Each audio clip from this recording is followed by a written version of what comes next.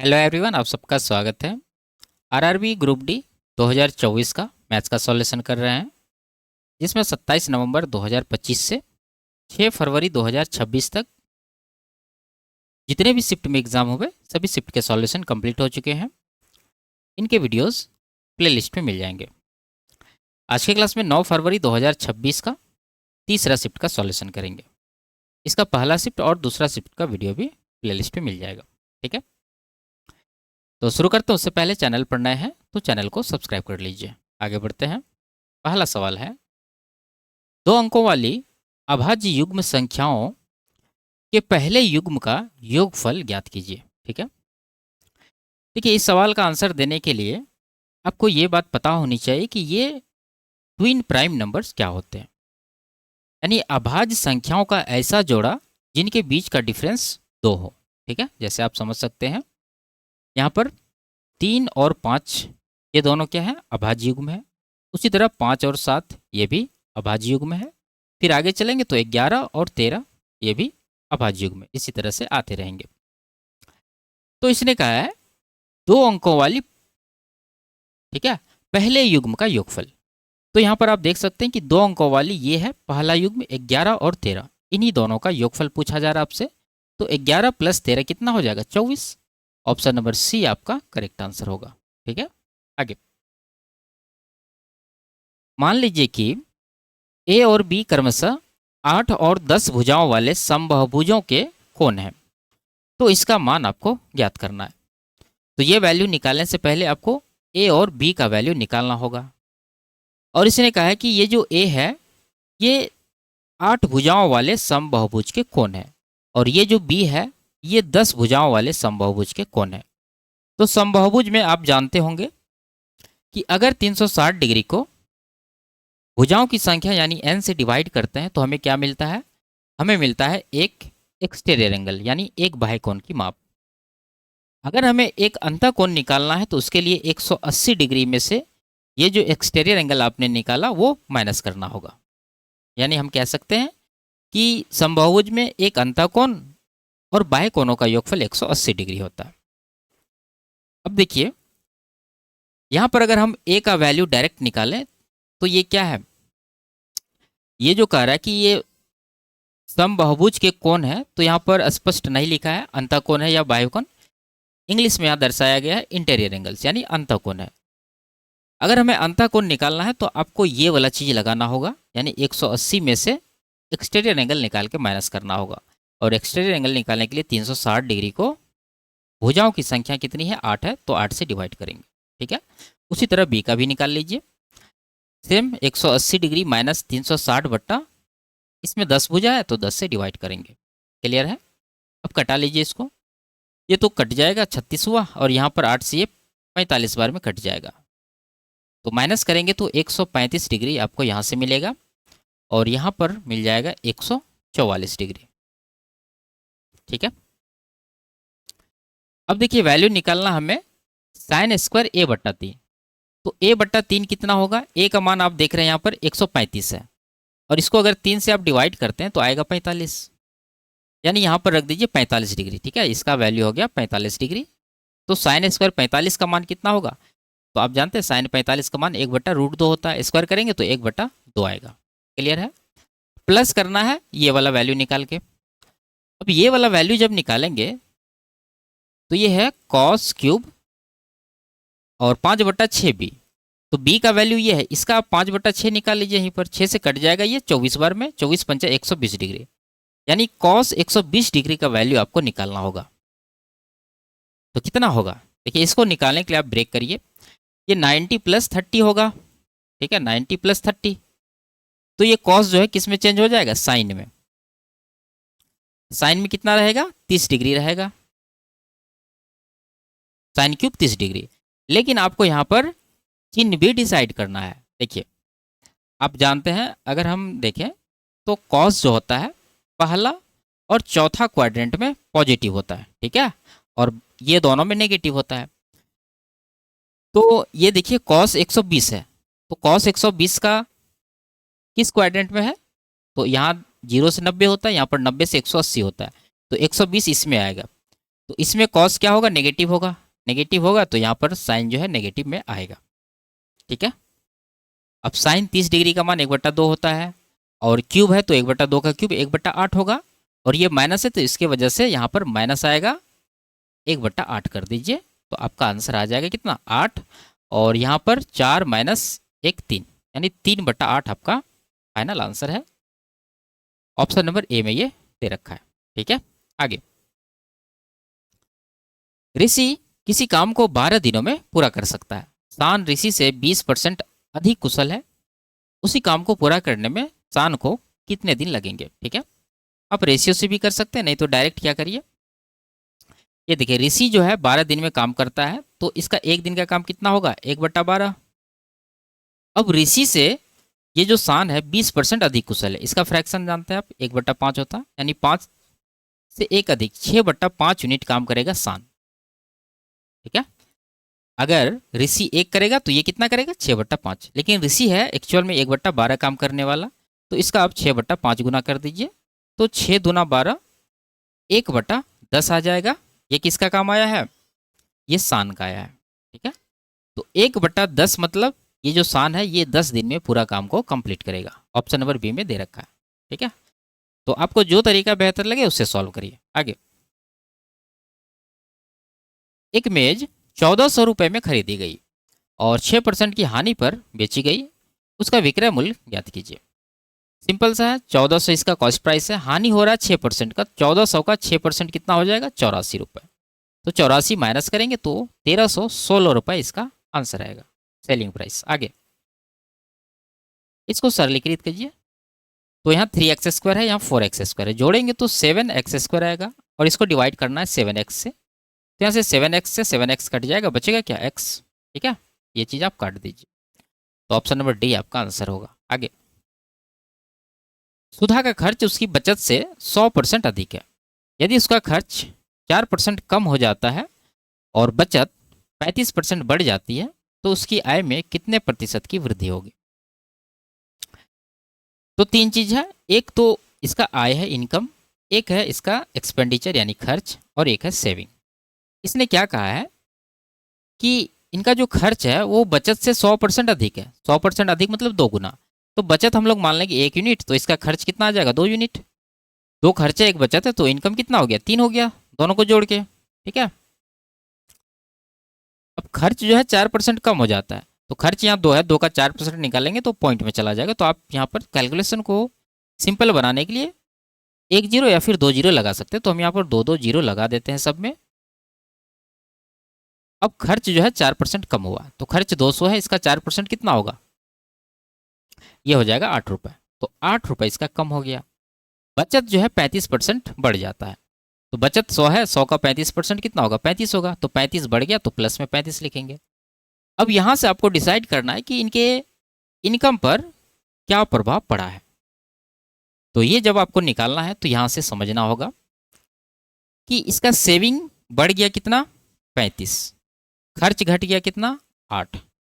तो ये 8 जो इसने खर्च में कटौती किया है ये तो चला जाएगा सेविंग में, तो 35 में से 8 यहाँ से हटा दीजिए, तो बचा कितना, 27। इसका मतलब 27 यूनिट जो है इसका इनकम बढ़ा है। ठीक है, तो ये 27 जो बढ़ा है ये कितना परसेंट है 300 का, यही चीज़ आपको निकालना है। तो क्या करेंगे, 27/300 गुना 100%। ठीक है, देखिए यहाँ पर आप कर सकते थे 2 जीरो हटा देते 100 के लिए, और 3 से 27 को डिवाइड करते तो 9% इसका आंसर हो जाता। हम आपको समझाने के लिए यहाँ पर कैलकुलेशन कर रहे हैं, जीरो कट जाएगा 3 से ये 9 बार में, तो 9% आपको यहाँ पर आंसर मिलेगा। ठीक है, आगे, 3 उम्मीदवारों एम, एन और आर वाले एक चुनाव में उम्मीदवार एम को कुल मतों में से 42% मत प्राप्त हुए, जबकि उम्मीदवार आर को 34% प्राप्त हुए। यदि कुल डाले गए मतों की संख्या 37,700 थी तो सभी मत वैध थे। ठीक है, सभी मत क्या थे, वैध थे। तो उम्मीदवार एन को कितने मत प्राप्त हुए। देखिए यहाँ पर एम लिया 42%, आर लिया 34%, तो जोड़ के कितना हो गया, 42 + 34 76%।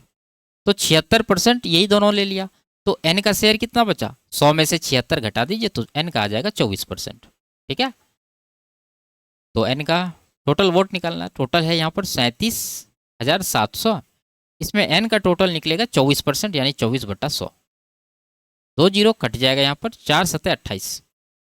इकाई अंक यहाँ पर 8 आना चाहिए, एक ही ऑप्शन में दे रहा है, ये इसका करेक्ट आंसर हो जाएगा। ठीक है, आगे। निम्नलिखित डेटा का बहुलक कितना है? सबसे साधारण सवाल होता है, लेकिन यहाँ पर काउंट करने में टाइम ये ले लेता है। ठीक है, तो काउंट करते हैं। इसने कहा पहला ऑप्शन 85। 85 अगर देखें तो एक यहाँ है और एक यहाँ है और कहीं नहीं है, यानी 85 दो बार आया। 69 देखें तो 69 एक यहाँ है और 69 कहीं पर है क्या? नहीं है, तो एक बार 69 आया। 65, 65 एक बार यहाँ है, एक यहाँ है और कहीं नहीं, यानी 65 भी दो बार है। अब 86 की बात करें तो 86 एक यहाँ है, एक यहाँ है, दो हो गया, एक यहाँ है, तीन हो गया और कहीं नहीं है, तो तीन बार ये आया। तो मैक्सिमम यहाँ रिपीटेशन किसका है? 86 का, तो ये इसका बहुलक हो जाएगा। ठीक है, आगे। यदि x और 99 का माध्य अनुपाती 66 है तो x का मान ज्ञात कीजिए। ठीक है, तो आप क्या करेंगे माध्य अनुपाती निकालने के लिए? आप जानते हैं दो नंबर है a और b, अगर माध्य अनुपाती निकालना तो रूट अंडर क्या करते हैं? a Guna b। तो यहाँ पर रूट अंडर x गुना 99 करना होगा बराबर 66। तो हम लोग क्या करेंगे, मन में ही रूट को हटा लेंगे, यानी x गुना 99 कर देंगे और रूट हटाने के बदले यहाँ पर 66 का स्क्वायर कर देंगे राइट साइड, यानी 66 गुना 66। ठीक है, आप कटा लीजिए। 33 से दो बार में, 33 से तीन बार में, 3 से ये 22 बार में कटेगा, 22 दूना 44 एक्स का वैल्यू हो जाएगा। ऑप्शन नंबर डी में है। आगे,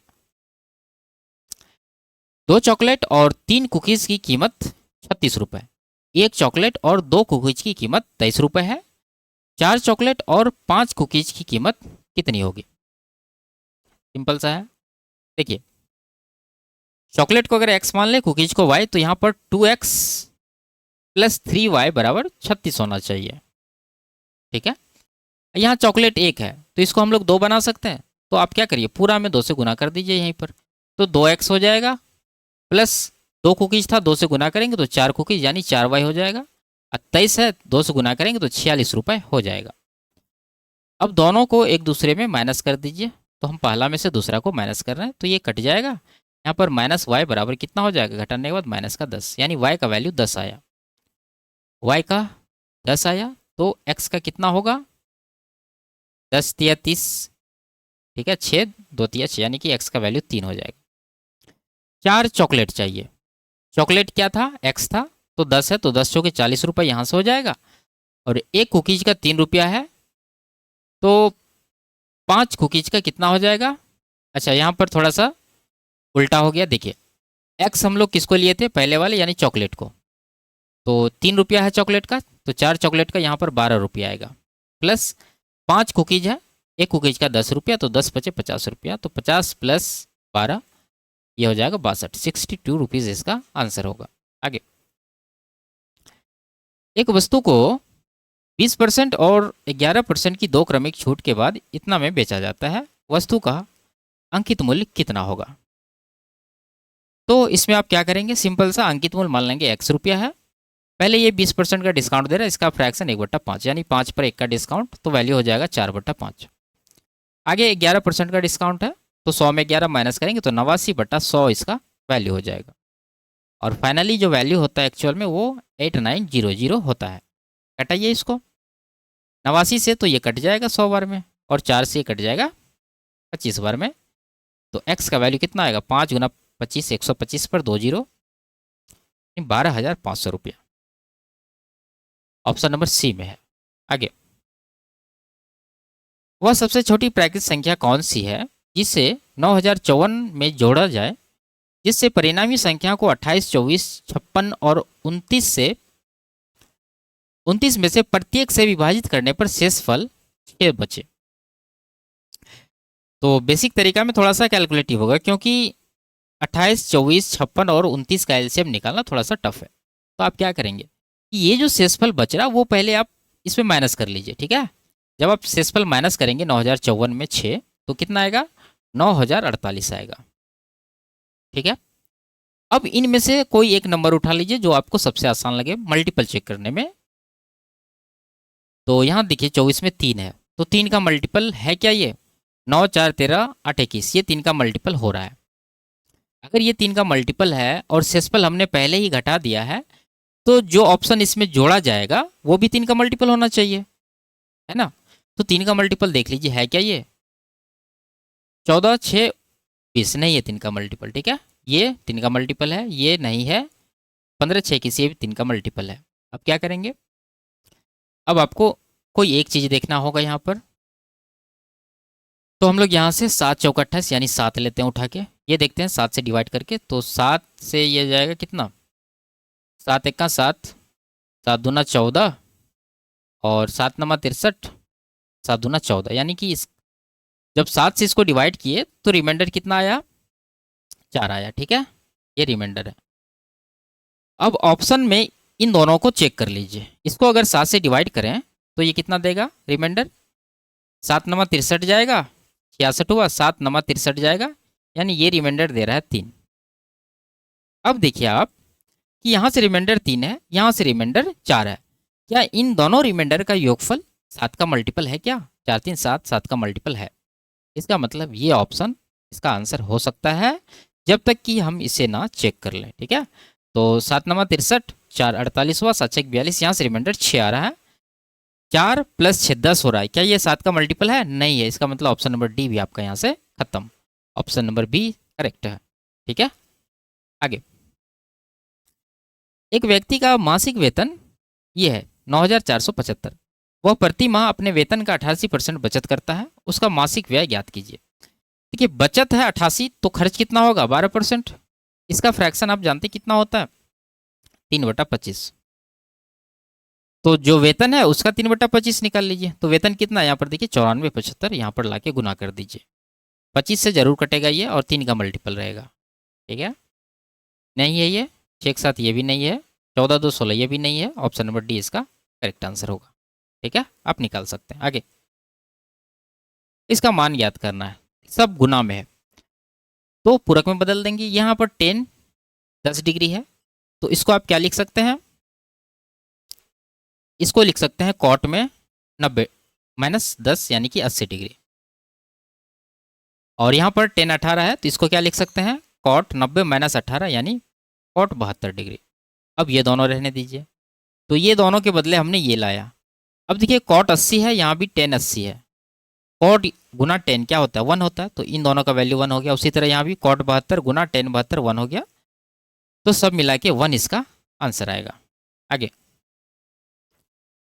9,975 रुपए को ए बी सी और डी के बीच इस प्रकार विभाजित किया जाता है कि ए और बी के हिस्से, बी और सी के हिस्से और तथा सी और डी के हिस्से क्रमशः इस अनुपात में है।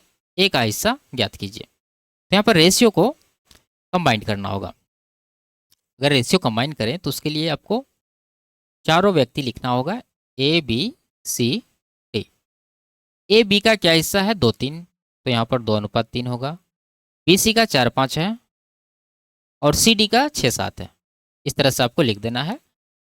अब यहाँ पर चाहे तो आप इस तरह से गुना होता वो कर सकते हैं, नहीं तो सिंपल सा कन्फ्यूजन से दूर होने के लिए आप भर दीजिए। 3 है 3 भर देंगे, 3 भर देंगे। यहाँ 5 है तो 5 भर देंगे, यहाँ 6 है तो 6 भर देंगे, यहाँ भी भर देंगे। और यहाँ 4 है तो यहाँ 4 भर देंगे। अब देख लीजिए कि चारों में ऐसा कोई नंबर है कॉमन जो कट जाए, तो आप कहेंगे यहाँ पर ये जो 3 है कट रहा है। 3 1 का 3, 3 1 का 3, 3 दूना 6, 3 दूना 6। अब नहीं कट रहा तो गुना कर लीजिए। 4 दूना 8 दूना 16, ये आ जाएगा। 4 दूना 8 24, ये आ जाएगा। 6 पंजे 30, ये आ जाएगा। और 7 बचे 35, ये आ जाएगा। तो ये रेशियो इसका फाइनल होगा। इसमें ए का हिस्सा निकालना है, तो ए का हिस्सा कितना होगा? टोटल रुपया है 99,75। इसमें ए के पास है 16। टोटल कितना हो रहा है जोड़ के? 16 24 40 30 70 30 से 105। कैलकुलेट करिए, आपका आंसर आ जाएगा। तो ऑप्शन चेक हम लोग कर नहीं पाएंगे क्योंकि केवल ये ऑप्शन 4 के मल्टीपल नहीं है, बाकी सभी ऑप्शन 4 के मल्टीपल है, ठीक है? 8 का चेक कर लीजिए। 8 से अगर करें तो 8 पंजे 40, ये नहीं है। 8 छः 48, ये है और ये भी है। कटा लीजिए। 21 पंजे 105, 21 चौक 84, बचा कितना? 15। 157 हुआ, 21 सत्ते 147, बचा 10, 105 हुआ, 21 पंचे 105, फिर से काटेंगे 5 से, 5 9 45, बचे 25, 95 गुना 16 करेंगे तो 16 9 144, 1440 प्लस 80 तो 1520 इसका आंसर होगा। ठीक है, इस तरह से गुना करिए। यहाँ पर 16 है, यहाँ 90 में गुना करिए तो 16 9 144, 1440 यहाँ से मिलेगा, 16 गुना 5 कर दीजिए, 80 यहाँ से मिलेगा। तो जब आप जोड़ेंगे तो यहाँ 1520 हो जाएगा। ठीक है, आगे 5 मीटर लंबाई और 3 मीटर चौड़ाई वाली एक आयताकार पानी की टंकी में 1.5 मीटर गहराई तक पानी भरा हुआ है। गीले पृष्ठ का क्षेत्रफल ज्ञात कीजिए। इमेजिन करिए आप कि अगर घनाभाकार कोई टंकी है और इसमें यहाँ तक पानी भरा है तो गीला सतह कौन कौन सा होगा। तो आप सीधा सीधा सोच कर बताएंगे कि भाई ये पेंदी जो है ये गीला होगा, उसके बाद इधर वाला साइड का दीवार गीला होगा, और पीछे वाला साइड आगे वाला साइड का दीवार गीला होगा, यानी चारों तरफ का दीवार गीला होगा। और पेंदी ऊपर में तो कोई सरफेस है ही नहीं क्योंकि पानी पूरा नहीं भरा। तो कुल मिला के आप चार दीवारी का क्षेत्रफल निकाल लीजिए। तो घनाभ का चार दीवारी का क्षेत्रफल का फॉर्मूला लिख देता हूँ, 2 into L plus B into H, ये हो जाएगा, प्लस पेंदी का क्षेत्रफल यानी बेस का एरिया क्या हो जाएगा, एल इंटू बी। तो ये जब आप कैलकुलेट करेंगे तो टोटल एरिया निकल जाएगा जो गीला होगा। तो हमें क्या, हम तो निकाल लेंगे यहाँ पर 2 इंटू एल बी, जोड़ दीजिए, लंबाई प्लस चौड़ाई 8 हो रहा है, और ऊंचाई यहाँ पर दे रखा है 1.5 प्लस एल गुना बी यानी 5 दिया 15, तो यह हो जाएगा 12 दूना 24 प्लस 15 कितना 39, तो 39 मीटर स्क्वायर इसका आंसर होगा। आगे 9,400 रुपये की राशि पर वार्षिक रूप से संयोजित 20% वार्षिक चक्रवृद्धि ब्याज की दर से 2 वर्षों में प्राप्त मिश्रधन ज्ञात कीजिए। देखिए अगर 20% इसका रेट है तो फ्रैक्शन क्या होगा, 1/5, यानी 5 पर 1 का ब्याज मिलेगा, तो इसका मल्टीप्लाइंग फैक्टर क्या होगा, तो आप कहेंगे 5 1 6/5 होगा। ठीक है, प्रत्येक साल का। तो 9400 इसका मूलधन है, एक साल में ये 6/5 हो जाएगा, अगले साल फिर से 6/5 हो जाएगा। तो जितने साल का पूछे उतना बार आपको करना पड़ेगा। यहाँ 2 साल का तो 2 बार किए। ठीक है, कटाएं की मल्टीपल देखें, यहाँ देखिए 5 गुना 5 25, यहाँ लास्ट में 2 जीरो है तो ये 25 से पूरी तरह कट जाएगा। यहाँ 6 4 के 36 यानी 9 का मल्टीपल आपका आंसर होगा। चेक करिए, 6 3 9, 5 3 8 1 9 है, ये 9 का मल्टीपल। ये 4 2 6 3 9, 3 बच गया, ये 9 का मल्टीपल नहीं है। 8 1 9, 8 3 11 2 13 नहीं है, 9 8 1 9 3 1 4 नहीं है। तो ऑप्शन नंबर ए आपका कन्फर्म हो गया, करेक्ट आंसर होगा। आगे इसको सरल कीजिए, साधारण सवाल है, स्क्वायर रूट लेना है। तो 121 का 11 आएगा और 49 का 7 आएगा, तो 11 7 77 इसका वैल्यू। यहाँ से 8 आएगा, यहाँ से 6 8 6 के 48 इसका वैल्यू, माइनस यहाँ से 10 आएगा, यहाँ से 4 तो 40 यहाँ का वैल्यू। तो 8 इधर 77 8 85 जो है इसका आंसर होगा, ऑप्शन नंबर ए। आगे 200 मीटर लंबी एक ट्रेन की चाल 50 किलोमीटर प्रति घंटा है। 600 मीटर लंबे एक प्लेटफॉर्म को पार करने में उसे कितना समय लगेगा। तो देखिए आप जानते हैं जब कोई ट्रेन किसी प्लेटफॉर्म को पार करेगी तो कितनी दूरी कवर करेगी, ट्रेन अपनी लंबाई प्लस प्लेटफॉर्म की लंबाई, इन दोनों के योगफल के बराबर दूरी कवर करेगी। तो यहाँ देखिए ट्रेन की लंबाई 200 है और प्लेटफॉर्म है 600, तो टोटल डिस्टेंस इसका हो गया 800 मीटर। अब दूरी को चाल से डिवाइड करेंगे तो हमें मिल जाएगा समय। तो चाल कितना है, 50 किलोमीटर प्रति घंटा। क्या हम इसे सीधा सीधा डिवाइड कर दें, नहीं, गलत हो जाएगा। यूनिट देखना, ये देखिए मीटर में है, ये है किलोमीटर प्रति घंटा में, तो इसे 5/18 से गुना करना होगा। तो 5 नीचे रहेगा, 18 ऊपर चला जाएगा। तो कुल मिला के ये कैलकुलेशन हमारा टाइम होगा सेकेंड में। तो 5 से 16 बार में ये कट रहा है, अब पॉइंट में जाएगा, 5 से ये पॉइंट में एक ही आंसर है, ऑप्शन नंबर डी इसका आंसर लगा देंगे। ठीक है, कटाइए, 5 से 5 दिया 15, 3.2 आया, 18 से गुना करना, 18 दिया 54, 357.6, ऑप्शन नंबर डी। आगे यदि किसी डेटा का बहुलक उसके माध्य से इतना अधिक है तो बहुलक माध्यिका से अधिक होगा, कितना वो आपको बताना है। और इसको निकालने के लिए अनुभाविक सूत्र का उपयोग कीजिए, यानी इंपायरिकल रिलेशन। तो इंपायरिकल फॉर्मूला आपको पता होगा, क्योंकि हाल फिलहाल में जो एग्ज़ाम हो रहे हैं उसमें काफ़ी ज़्यादा सवाल इस पर आ रहे हैं, यानी कि हर एक एग्ज़ाम में पूछना ही पूछना है, हर एक शिफ्ट में। ठीक है, तो यहाँ पर लिख देता हूँ, बहुलक बराबर 3 गुना माध्यिका। 3 से आपको किसे गुना करना है, जिसमें 3 अक्षर हो, जैसे माध्यिका में। माइनस 2 गुना, 2 किससे गुना करना है, माध्य में जिसमें 2 अक्षर है। तो इस ट्रिक से आप इसको फॉर्मूला को याद रखिए, कभी कन्फ्यूजन नहीं हो सकता। अब इसमें इसने क्या कहा है कि बहुलक जो है माध्य से इतना अधिक, यानी बहुलक और माध्य का डिफरेंस दे रखा है। बहुलक यहाँ डिफरेंस लेना है तो आपको क्या करना होगा, यहाँ पर माध्य माइनस करना होगा, और इस तरफ भी माध्य माइनस कर दीजिए।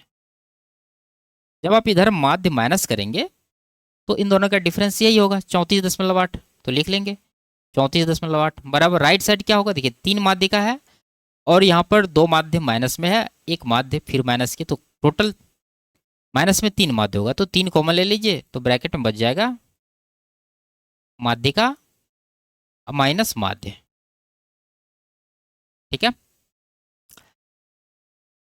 लेकिन ये पूछा है बहुलक माध्यिका से कितना अधिक है, बहुलक और माध्यिका का डिफरेंस। तो ये डिफरेंस निकालने के लिए फिर से आपको यहाँ पर कुछ ना कुछ करना पड़ेगा। बहुलक में माध्यिका माइनस कर दीजिए इस बार। जब आप माध्यिका माइनस करेंगे दोनों तरफ, ठीक है, यहाँ भी और यहाँ भी, तो ये तो हमें निकालना ही है ये चीज़। तो राइट साइड देख लीजिए क्या है, यहाँ पर 3 माध्यिका और 1 माध्यिका आपने माइनस किया, तो बचा कितना, 2 माध्यिका, और यहाँ पर भी है 2 माध्य। 2 कॉमन ले लेंगे, ठीक है, यहाँ पर सीधा सीधा कर लेते हैं, ब्रैकेट में बच जाएगा माध्यिका माइनस माध्य, जिसका वैल्यू यहाँ पर से आपको मिल जाएगा। 3 से इसको डिवाइड कर दीजिए, 11, यानी 11.6 होगा, यहाँ पर रख दीजिए। 11 दूना 22, 23.2 इसका आंसर होगा, ऑप्शन नंबर सी। ठीक है, तो सवाल में कुछ है नहीं, बस आपको सोचना है यहाँ पर ये क्या दे रखा है और किस तरह से हमें इसे सॉल्व करना है। आगे,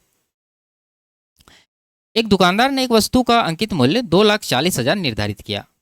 उसने पहली वस्तु पर 30% और 18% की क्रमिक छूट दी तथा समान अंकित मूल्य वाली दूसरी वस्तु पर 48% की छूट दी। दुकानदार को दोनों वस्तुओं में से किस वस्तु पर अधिक लाभ हुआ और कितना, यानी कि दोनों के सेलिंग प्राइस का डिफरेंस क्या है।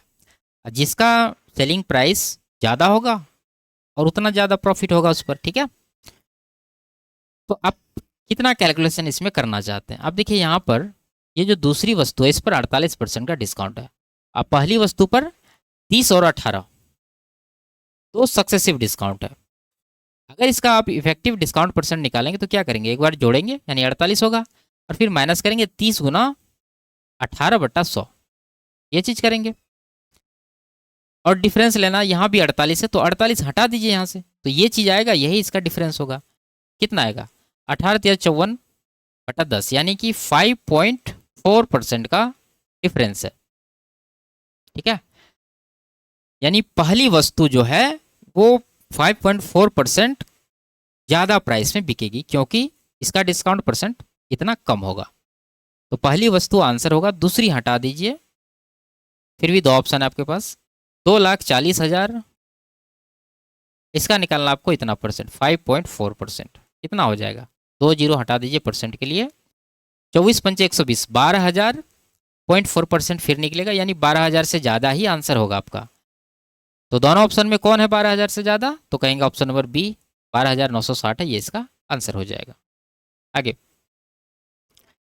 पाइप ए एक टंकी को 33 मिनट में भर सकता है और पाइप बी उसे 22 मिनट में भर सकता है। पाइप सी उसे खाली कर सकता है। यदि सभी पाइप एक साथ खोल दिए जाए तो टंकी 55 मिनट में भर जाएगी। पाइप सी भरी हुई टंकी को कितने मिनट में खाली कर देगी, यानी सी का एफिशिएंसी हमें निकालना है, फिर उसके बाद आंसर फटाक से आ जाएगा। ए जो है ये 33 मिनट लेगा, बी जो है ये 22 मिनट लेगा, और तीनों जब साथ में चलेगा तो 55 मिनट लेगा, यानी ए प्लस बी प्लस सी ये करेगा 55 मिनट में। ठीक है, तो यहाँ पर टंकी का कैपेसिटी इन तीनों का एलसीएम कितना हो जाएगा? तो आप इन तीनों में से सबसे बड़ी संख्या उठाइए, 55 है, रख दीजिए यहाँ पर। अब देखिए 33 का 55 में क्या है? आप कहेंगे 11, 3 नहीं है, 3 से गुना कर देंगे। 22 का 55 में क्या है? 11 है, 2 नहीं है, 2 से गुना कर देंगे। अब 33 से डिवाइड करिए इसको, कितना आएगा? 3 से 11, 5, 5 दूना 10 आ जाएगा ये। 22 से करेंगे तो 15 आ जाएगा, 55 से करेंगे तो 6 आ जाएगा। अब देखिए यहाँ पर ए जो है 10 भरेगा, बीज है 15 भरने वाला, जबकि तीनों जब चलता है तो 6 भराता है। जब तीनों चल रहा है तो इफिशियंसी घट गया। तो ये घटा किस वजह से? ये सी की वजह से, ये खाली करने वाला है। तो सी का एफिशिएंसी कितना निकलेगा? 10, 15, 25 माइनस 6 यानी 19। तो 19 यूनिट के हिसाब से जो है सी खाली करता है। और टोटल वर्क कितना है? 6 गुना 55 यानी 330। इस काम को सी के द्वारा किया जाना है, 19 से डिवाइड कर देंगे। तो 19 तो नीचे रहेगा, ऊपर जीरो आना चाहिए। 36, 4, 40, 45, 5, 50, जीरो आ रहा है, एक से अधिक ऑप्शन है तो आप डिवाइड कर लीजिए। 19 एक्का 19 जाएगा, 140 हुआ, 19 सत्ते 133 लगेगा, उसके बाद बच जाएगा कुछ, तो 17 से बड़ा ही आंसर होगा, ऑप्शन नंबर डी है इसका। ठीक है, आगे।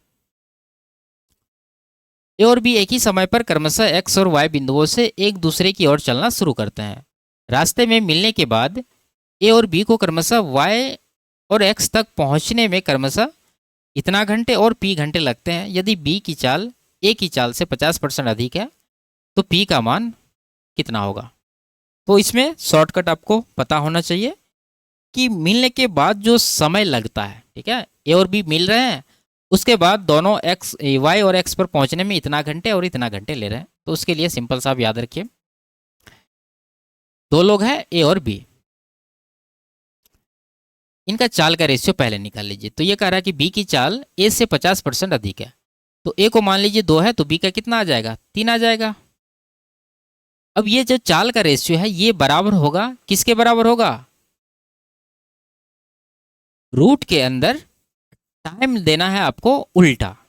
जैसे ए ले रहे हैं 95.4 घंटे, तो ये बी का टाइम हो जाएगा, ठीक है, 95.4। और बी ले रहे हैं पहुंचने में पी घंटे, तो ये ए का टाइम हो जाएगा। क्लियर है? बस इतना ही चीज करके आपको सॉल्व कर लेना है। रूट हटेगा, स्क्वायर आएगा इधर, तो 2 का स्क्वायर 4 हो जाएगा, 3 का स्क्वायर 9 हो जाएगा। इधर पी बट्टा 95.4 हो जाएगा। 9 से ये कट रहा है, 9 106 यानी कि 10.6। गुना करेंगे तो पी का वैल्यू कितना होगा? 10 चौके 40, इधर 2.4 यानी कि 42.4 इसका आंसर होगा। ऑप्शन नंबर ए में ये दे रखा है। ठीक है, आगे। एक पिता की वर्तमान आयु अपनी पुत्री की आयु की 4 गुनी है। 5 वर्ष पूर्व पिता की आयु पुत्री की आयु की 7 गुनी थी। पुत्री की वर्तमान आयु कितनी है? निकाल लीजिए। फादर है और डॉटर है। वर्तमान में अगर देखें तो इसने कहा है पुत्री की 4 गुनी है ये, तो पुत्री को 1 मानेंगे तो पिता कितना हो जाएगा? 4 हो जाएगा। अब चलते हैं 5 वर्ष पूर्व। पुत्री की 7 गुनी है, पुत्री 1 है तो पिता 7, और समय का गैप कितना हो गया? 5 वर्ष का। ठीक है, क्योंकि ये वर्तमान है, ये 5 वर्ष पूर्व का है, तो आप गैप लिख दीजिए, माइनस प्लस छोड़िए, तो दोनों में 5-5 का डिफरेंस है, और क्रॉस मल्टीप्लीकेशन करके डिफरेंस, तो 7, 4 का डिफरेंस 3 आएगा। नीचे भी उसी तरह से करना है, लेकिन अगर दोनों जगह बराबर है तो इसका डिफरेंस आपको ले लेना है और गुना कर देना है, तो 6 पंजे 30 आ जाएगा। तो 3 का 30 हो रहा है, 10 गुना हो रहा है। क्या पूछ रहा है? पुत्री की वर्तमान आयु। पुत्री की वर्तमान आयु 1 यूनिट है, तो 1 का कितना हो जाएगा? 10 हो जाएगा। ऑप्शन नंबर ए आपका सही आंसर होगा। आगे। यदि एक आयत की लंबाई 7 मीटर कम कर दी जाए और चौड़ाई 5 मीटर बढ़ा दी जाए तो उसका क्षेत्रफल 21 मीटर स्क्वायर कम हो जाता है। उसी तरह से ये भी कहानी रहता है इसमें। अब जानते हैं इसको सॉल्व करने के लिए थोड़ा सा कैलकुलेशन हमें करना पड़ता है। तो क्या करेंगे? मान लेंगे लंबाई L है, चौड़ाई B है। अगर लंबाई गुना चौड़ाई करेंगे तो हमें क्या मिलेगा? क्षेत्रफल LB। अब कहानी क्या है? कहानी है कि लंबाई 7 मीटर कम हो गया, तो नया लंबाई क्या होगा? L-7। ठीक है, और चौड़ाई 5 बढ़ गया, तो नया चौड़ाई क्या होगा? B + 5। ठीक है। तो ये करने के बाद क्षेत्रफल 21 कम हो जाता है। तो देखिए क्षेत्रफल पहले से एल भी था, 21 कम हुआ तो 21 आप माइनस कर देंगे। यहाँ से सॉल्व करना है आपको, आंसर निकालना, ठीक है। तो देखिए यहाँ एल बी है, यहाँ जब गुना करेंगे तो एल बी होगा, तो एल बी दोनों तरफ है, कटना ही, इसको हटा दीजिए यहीं पर। एल से 5 में गुना करेंगे तो 5L होगा, और -7 को बी से गुना करेंगे तो माइनस का 7B होगा, और -7 को +5 में गुना करेंगे तो माइनस का 35 होगा। राइट साइड भेजेंगे, प्लस का 35 होगा, और माइनस का 21 यहाँ पर पहले से है। तो बचेगा घटाने के बाद कितना, 14। तो ये आपका हो गया पहला इक्वेशन। दूसरा हम इसने कहा है कि ये कर लेते हैं रेड, ठीक है, लंबाई 4 बढ़ा दी जाए, यानी L+4 हो जाएगा। चौड़ाई 5 बढ़ा दी जाए, यानी B+5 हो जाएगा। तो यहाँ पर क्या होने वाला है, क्षेत्रफल 67 मीटर स्क्वायर बढ़ जाता है। तो क्षेत्रफल पहले से एल बी है, 67 इसमें बढ़ा देंगे। अब गुना कर लीजिए यहाँ पर भी, एल बी तो कटना ही, हटा दीजिए इसको। एल गुना 5 5L, और 4 गुना बी करेंगे प्लस का 4B। राइट साइड क्या होगा, 4 पंचे 20 जाके घटेगा तो 47 हो जाएगा। ये आपका दूसरा इक्वेशन हो गया। सॉल्व कर लीजिए, यहाँ से पहला और दूसरा मिल गया है। तो पहला में से दूसरा इक्वेशन आप क्या कर लीजिए, माइनस कर लीजिए। जब माइनस करेंगे तो ये 5L कट जाएगा, -7B, यहाँ माइनस का 4B, तो कुल मिला के माइनस का 11B हो जाएगा। इधर 14 में से 47 घटाना है तो माइनस का 33 हो जाएगा। कुल मिला के 11 से 93 पे कटेगा, बी का वैल्यू 3 हो जाएगा। अगर बी का वैल्यू 3 है तो आप बता सकते हैं यहाँ से एल का वैल्यू क्या होगा, किसी इक्वेशन में रख दीजिए। यहाँ पर रखते हैं आप 3, तो 7 या 21 प्लस 14 35, 5 से डिवाइड करेंगे तो एल का वैल्यू 7 हो जाएगा। क्लियर है। ये पूछ रहा मूल क्षेत्रफल, यानी लंबाई गुना चौड़ाई करिए। चौड़ाई 3 है, लंबाई 7 निकला, तो 7 या 21 मीटर स्क्वायर इसका आंसर हो जाएगा। आगे, तो ये लास्ट सवाल था। वीडियो आपको कैसी लगी कमेंट में ज़रूर बताइए। अच्छी लगी तो वीडियो को लाइक शेयर और चैनल को सब्सक्राइब कर लीजिए। फिर मिलते हैं अगले किसी क्लास में, तब तक के लिए बाय बाय, टेक केयर।